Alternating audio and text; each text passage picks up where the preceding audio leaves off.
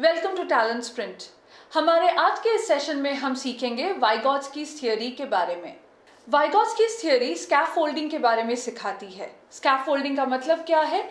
जब एक बच्चे को एक बड़ा इंसान जैसे कि उसकी माँ हो या उसके डैडी हो या उसकी बहन हो, तो कोई भी फैमिली मेम्बर भी नहीं, टीचर भी हो सकती है, जो एक बच्चे को हेल्प करे या सपोर्ट करे कुछ चीज़ सिखाने के लिए।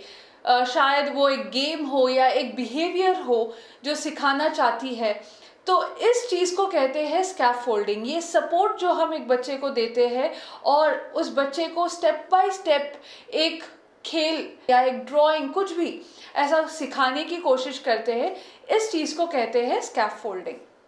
तो इस बच्चे को जो सिखाता है या सिखाती है, जैसे मैंने बोला मम्मी हो जाए, डैडी हो जाए या बहन, टीचर, दोस्त जो उससे थोड़ा बड़ा हो, जो सिखाता है उसको कहते हैं मोर नॉलेजेबल अदर।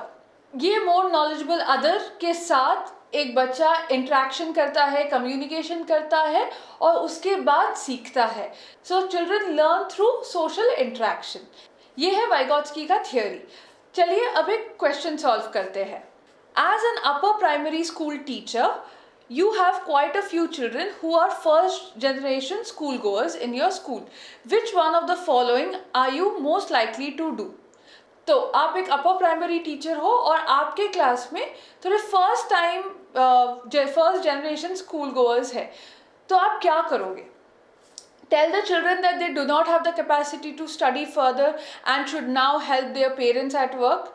जैसे कि आप बोलोगे कि नहीं, आपको पढ़ाई बिल्कुल नहीं करनी चाहिए और आप पेरेंट्स को हेल्प करिए उनके काम में, ये तो बिल्कुल ही गलत जवाब है। B, call the parents and gently ask them to enrol their children for tuition.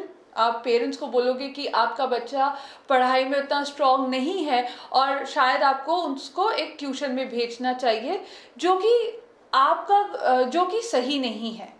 Provide scaffolding and other kind of support during classroom activities and for homework. As a teacher, आप क्या सपोर्ट करोगे एक बच्चे को या step by step process बताओगे बैठ के कि बेटा ऐसा करना चाहिए, इस तरीके से आप सपोर्ट करोगे तो मुझे लगता है वो सही है। Give them homework of memorizing and copying the answers in their notebook 5 times. आप उनको होमवर्क दोगे ताकि वो कुछ मेमोराइज कर सके या कुछ लिख सके, एक बुक से दूसरे बुक में कॉपी कर सके, ऐसा कुछ आप उनको होमवर्क दोगे। क्या इससे वो बेटर हो जाएंगे? बिल्कुल नहीं। तो करेक्ट आंसर है कि एज अ टीचर आपकी ड्यूटी है कि आप एक बच्चे को सपोर्ट करें हर वक्त।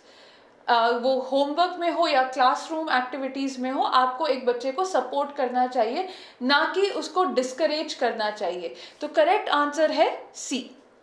नेक्स्ट अभी हम सीखेंगे जोन ऑफ प्रॉक्सिमल डेवलपमेंट क्या है।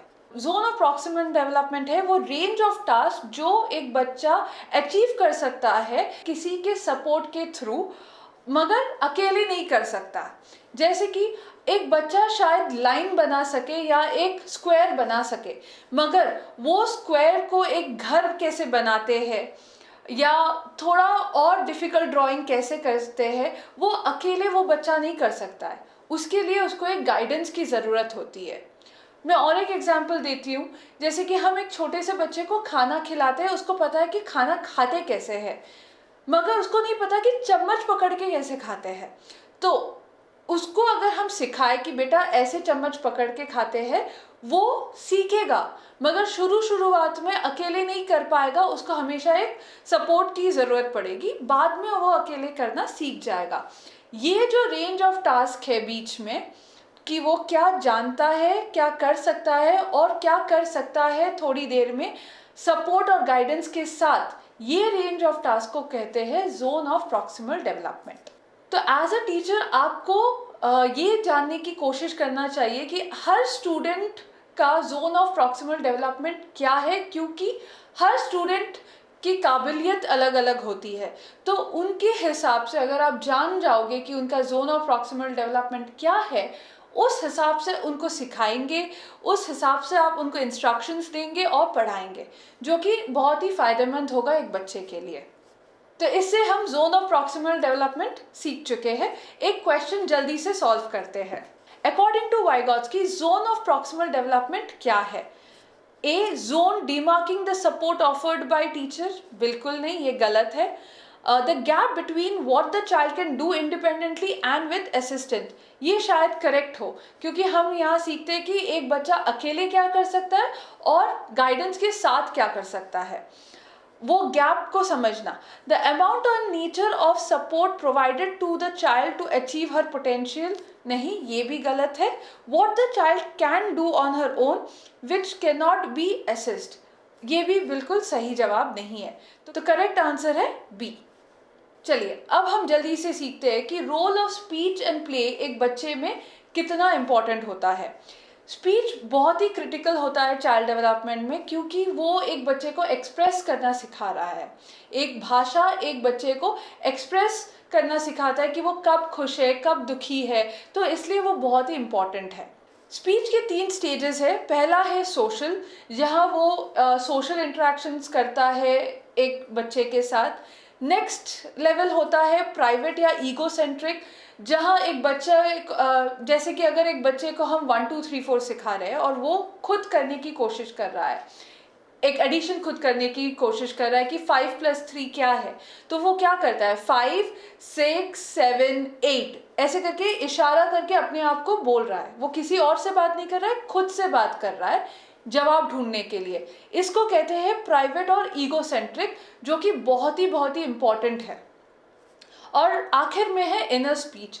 इनर स्पीच जो हम अपने मन में सोचते हैं मगर आवाज़ करके बोलते नहीं है लोगों को. हम अपने मन में सोचते हैं कि हमें ये करना चाहिए या ऐसे करना चाहिए, ये हमारे मन में है, चल रहा है, मगर किसी को बोलते नहीं है, ज़ोर से बात नहीं करते हैं. तो इसको कहते हैं इनर स्पीच, जो आखिर में आता है.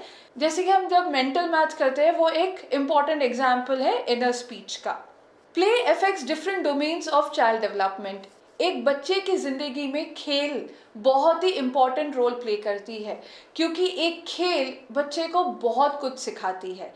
वो सिखाती है सेल्फ रेगुलेशन कैसे करते हैं, खुद को डिसिप्लिन कैसे किया जाता है, खुद को अप्रिशिएट कैसे किया जाता है. जैसे कि अगर मैंने कुछ अच्छा किया तो मैं खुश हो जाऊंगी, मैं कॉन्फिडेंट हो जाऊंगी कि हाँ मैंने ये बहुत अच्छा किया. या खुद को, जैसे मैंने बोला, डिसिप्लिन कैसे करते हैं. अगर आपका बच्चा क्रिकेट खेलता हो तो आप देखेंगे वो करेक्ट एक्सरसाइज करेगा, ठीक तरीके से खाएगा, क्योंकि उसको क्रिकेटर बनना है शायद इसीलिए. तो अपने आप को सेल्फ डिसिप्लिन या सेल्फ रेगुलेट करना चाहता है. और फाइनली सिंबल्स यूज़ कैसे करते हैं. तो हम जब अपने दोस्तों के साथ खेलते हैं, कुछ इशारे करते हैं, वो सारे इशारे एक खेल सिखाती है. तो स्पीच और प्ले बहुत ही इम्पॉर्टेंट रोल एक बच्चे की ज़िंदगी में प्ले करती है. चलिए एक क्वेश्चन सॉल्व करते हैं इससे related. The concept of private speech of children as proposed by Vygotsky क्या बात करती है. Private speech illustrates that children use speech to guide their own actions, shows that children are stupid and thus need guidance of adults, illustrates that children are egocentric, या shows that children love themselves. तो हमने सीखा कि private speech जो अपने आप से ज़ोर से जब हम बात करते हैं अपने आप को गाइड करने के लिए. अगर आपको याद हो, मैंने एग्जाम्पल दिया कि अगर एक बच्चा 5 + 3 करने की कोशिश कर रहा है तो वो उंगलियों का इस्तेमाल करके ज़ोर से बातें करके कैसे करता है, उसको कहते हैं प्राइवेट स्पीच. तो एक बच्चा अपने एक्शंस को गाइड करने की कोशिश कर रहा है. तो करेक्ट आंसर यहाँ है ए, illustrates the children use speech to guide their own actions. इससे हम कंप्लीट करते हैं वाइगॉट्स्की थियोरी को समझना. मुझे आशा है कि आपको ये सेशन पसंद आया. फिर मिलेंगे. Bye bye.